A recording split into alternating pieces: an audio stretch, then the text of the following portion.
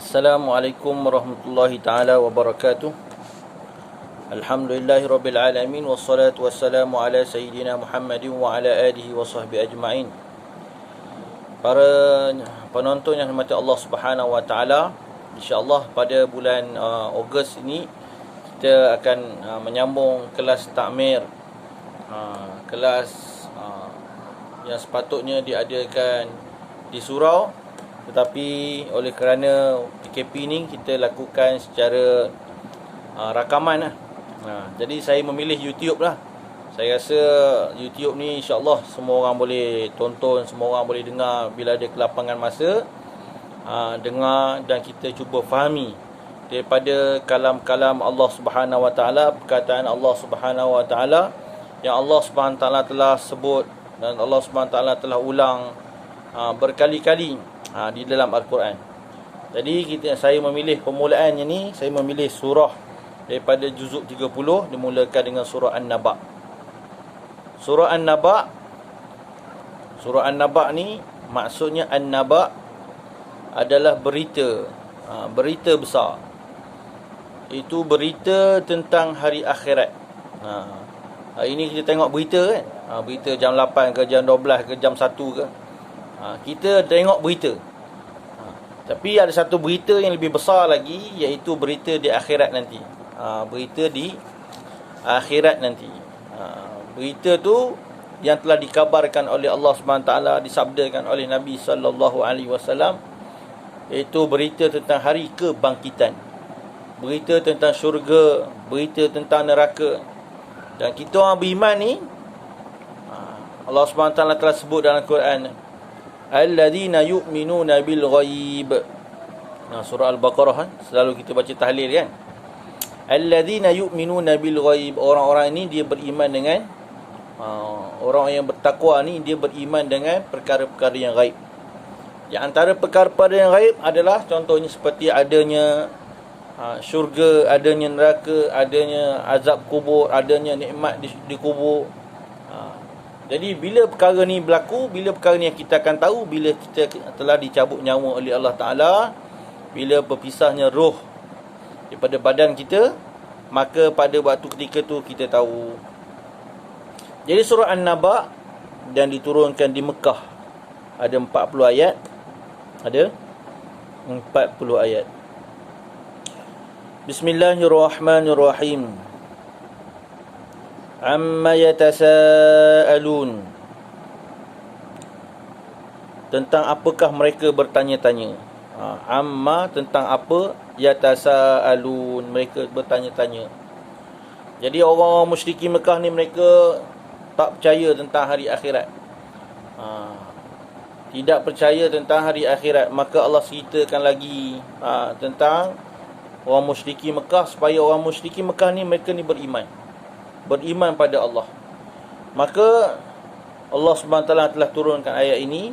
Ayat pertama, amma yatasaalun anin naba'il azim. Ayat yang kedua, anin naba'il azim, iaitu tentang berita yang besar. Maka kenapa dinamakan surah ini dengan surah An-Naba? Kerana di dalam surah ini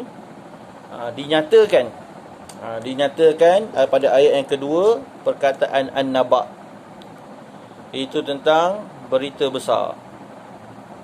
Anin naba'il azim alladhi hum fihi mukhtalifun, yang mereka ragu-ragu, mereka berselisih, mereka berselisih mengenainya. Alladhi, mereka, hum fihi mukhtalifun, mereka berselisih tentangnya, ada ke tidak hari akhirat. Maka Allah beritahu, Allah jawab, kalla saya'lamu, mereka kalla, janganlah mereka bersikap demikian, mereka akan mengetahuinya. Summa kalla saya'lamu, sekali-kali janganlah mereka berselisih, mereka akan mengetahuinya kelak. Pada ayat yang kelima. Jadi Allah SWT beritahu bahawa mereka akan mengetahuinya kelak. Selepas ayat 1 sampai 5 ni cerita tentang orang musyrikin, mereka ragu-ragu tentang hari akhirat, tentang hari kebangkitan. Maka Allah SWT jawab, supaya orang-orang musyrikin ni beriman pada Allah, beriman pada hari akhirat. Kerana apa? Kerana yang pertamanya Allah Subhanahu Wa Taala menceritakan tentang kekuasaannya.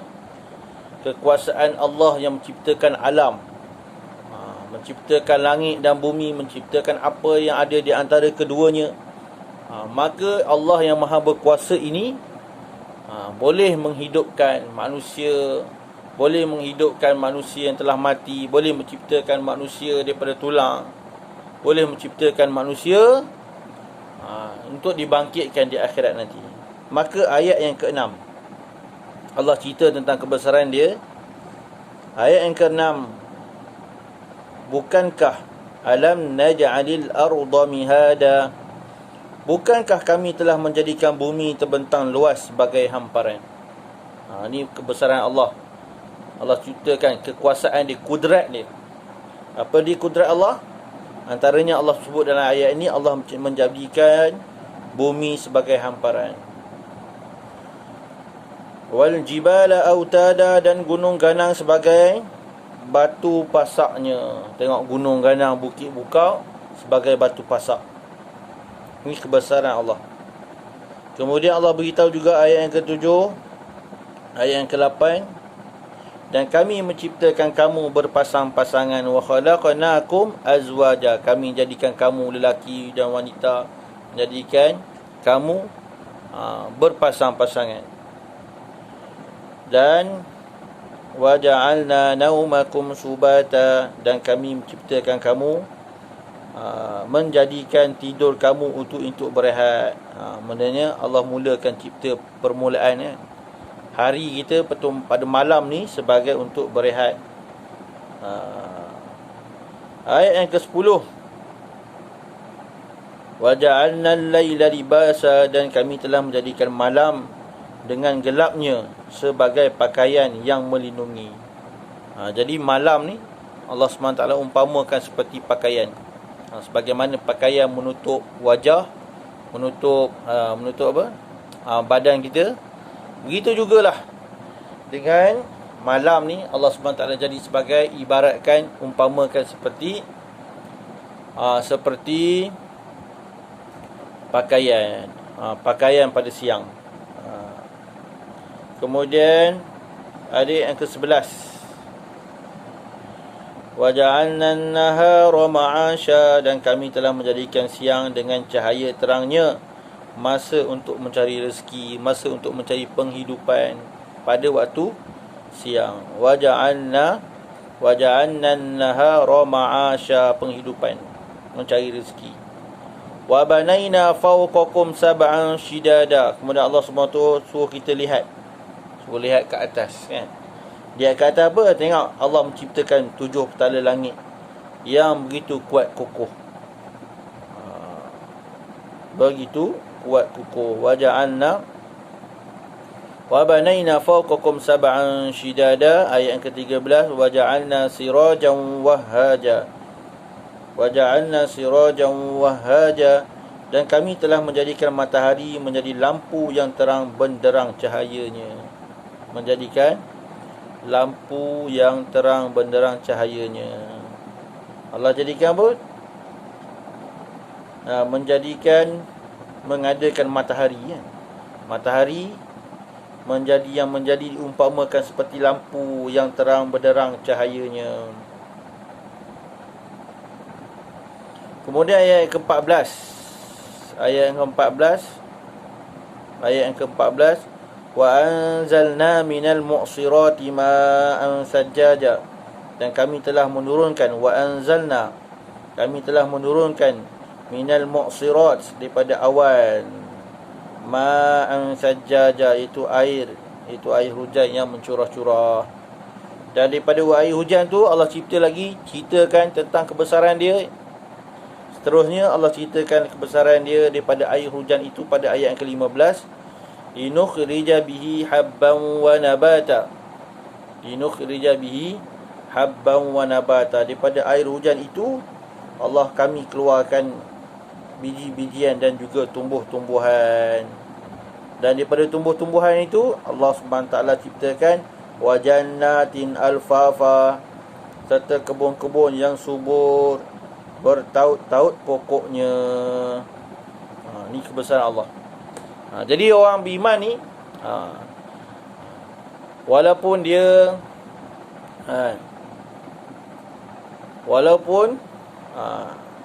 dia tak lihat, dia beriman. Dia beriman, maksudnya dia yakin. Orang tu orang beriman. Tapi Allah, orang kafir ni, walaupun dia dah bercerita macam-macam dekat dia kan, macam-macam kebesaran, macam-macam mukjizat yang dilihat, tapi tetap hati dia ingkar pada Allah Ta'ala. Maka Allah Subhanahu Wa Ta'ala beritahu, tadi ayat 1 sampai 5, cerita tentang orang musyrikin Mekah, yang mana mereka ini bertanya-tanya, ragu-ragu tentang hari akhirat, tentang hari kiamat. Kemudian ayat 6 sampai ayat 6 sampai 12, ayat 6 sampai 16, ayat 6 sampai 16, ayat 6 sampai ayat 16, dia cerita tentang kebesaran Allah, kudrat Allah. Allah boleh jadikan gunung, menjadikan berpasang-pasangan, jadikan siang dan malam, jadikan matahari sebagai cahaya, menjadikan bukit bukau sebagai pasak pada bumi. Kemudian pada ayat yang seterusnya, ayat yang ke-17, ini cerita tentang hari akhirat. Cerita tentang hari akhirat ayat 17. Inna yawmal fasli kana miqata. Sesungguhnya pada hari pemutusan hukum itu adalah satu masa yang ditentukan. Itu hari akhirat adalah satu masa yang ditentukan. Tidak ada siapa yang tahu melainkan Allah. Yas'alunaka anis sa'ati ayyana mursaha. Yas'alukan nasu anis sa'ah. Mereka bertanya bila berlaku kiamat. Allah beritahu, kul innama ilmuha indallah. Sungguhnya hari kiamat tu waktu dia yang tahu hanyalah Allah. Tidak ada siapa yang tahu. Tapi Nabi SAW diberitakan tentang tanda-tanda dia. Tanda-tanda hari kiamat. Tanda-tanda hari berlakunya hari kiamat, sama ada tanda-tanda kecil ataupun tanda-tanda besar. Maka ayat yang ke-18, yauma yunfakhu fis-suri fatatuna afwaja, iaitu masa ditiup sangkakala. Yauma yunfakhu fis-sur, ditiup sangkakala. Fatatuna afwaja, kamu datang, lalu kamu datang berpuak-puak, berkumpulan-kumpulan ke padang mahsyar, datang berbondong-bondong kepada mahsyar. Bila ditiupkan sangkakala, semua manusia dibangkitkan daripada kuburnya. Semua manusia akan datang satu tempat yang dinamakan sebagai padang mahsyar. Kenapa mahsyar? Apa maksud mahsyar? Mahsyar ni maksudnya tempat berhimpun. Maka ayat yang ke-19, wa futihatis samaa'u fakanat abwaba, dan langit itu dipecah belahkan. Langit yang tu dipecah belahkan sehingga tiap-tiap belahannya itu menjadi ibarat pintu yang terbuka luas. Pintu langit, semua sekali langit ni akan dibuka, dipecahkan, sehingga akan dapat kamu melihat tiap-tiap belahannya itu menjadi ibarat pintu yang terbuka luas. Ayat yang ke-20 daripada surah An-Naba, wasujjiratil jibalu fakanat saraba, dan gunung ganang itu diterbangkan ke angkasa, lalu menjadikanlah ia seperti bayangan semata-mata, seperti riak sinaran matahari di padang pasir. Maksudnya jadi mesti fata morgana. Seperti apa? Semua lapang, bukit bukau kan, seperti padang luas, tidak ada lagi halangan. Manusia boleh melihat, seperti padang kan, kita duduk tempat rata kan. Begitulah juga bukit bukau ni semua akan dihancurkan, akan diterbangkan. Kemudian ayat yang ke-21, ayat ke-21, ayat 17 sampai 20 menceritakan kehebatan Allah. Itu tentang kehebatan Allah menjadikan hari kebangkitan, itu hari kiamat nanti. Ayat yang ke-21, ayat 21 menceritakan balasan bagi orang-orang yang derhaka pada Allah. Balasan bagi orang-orang yang derhaka pada Allah Ta'ala. Yang mana orang-orang yang derhaka pada Allah Ta'ala, orang-orang yang derhaka pada Allah, itu orang yang ingkar pada perintah Allah, tempatnya adalah neraka. Allah sebutkan, inna jahannama kanat mirsada. Sungguhnya neraka Jahannam itu adalah disediakan. Disediakan untuk siapa?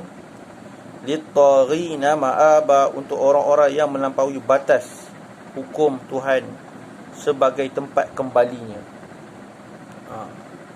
Untuk orang yang melampaui batas, orang yang melanggar perintah Allah, orang yang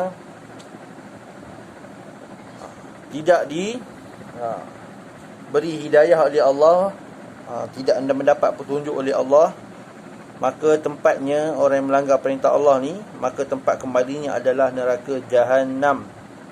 Maka Allah sebutkan pada ayat yang ke-22. Seterusnya ayat yang ke-23, labithina fiha ahqaba, mereka akan tinggal di dalamnya berkurun-kurun lamanya. Labithina fiha ahqaba. Ahqaba maksudnya berkurun-kurun lamanya mereka akan tinggal. Ini untuk orang yang ingkar pada perintah Allah, mereka akan tinggal selama-lamanya. Kita belajar dalam akidah, orang beriman, orang yang ada iman dalam diri dia, walaupun sebesar zarah, selepas dia diazab, dia akan dikeluarkan daripada neraka. Tetapi bagi orang-orang yang musyrikin, orang-orang kafir, dia akan terus tinggal di dalam neraka selama-lamanya.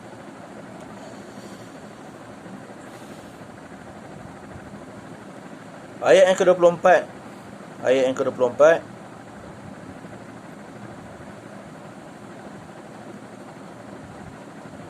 La yadhukuna fiha bardan wala syaraba. La yadhukuna fiha, mereka di dalamnya tidak akan merasai udara yang sejuk di dalamnya. La yadhukuna fiha barda, tak rasa sejuk, panas, kan? Wala syaraba, dan juga tidak ada minuman di dalamnya. Tidak ada minuman di dalamnya. La yadhukuna fiha bardan wala syaraba. Ayat 24, tidak ada juga sebarang minuman. Yang ada hanyalah ayat yang 25, illa hamiman wa ghassaqa, yang ada di dalamnya hanyalah kecuali air panas. Hamima, air panas. Wa ghassaqa, dan juga air nanah.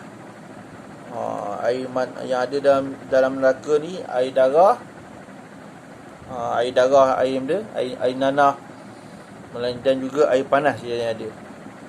Tidak ada air yang sejuk.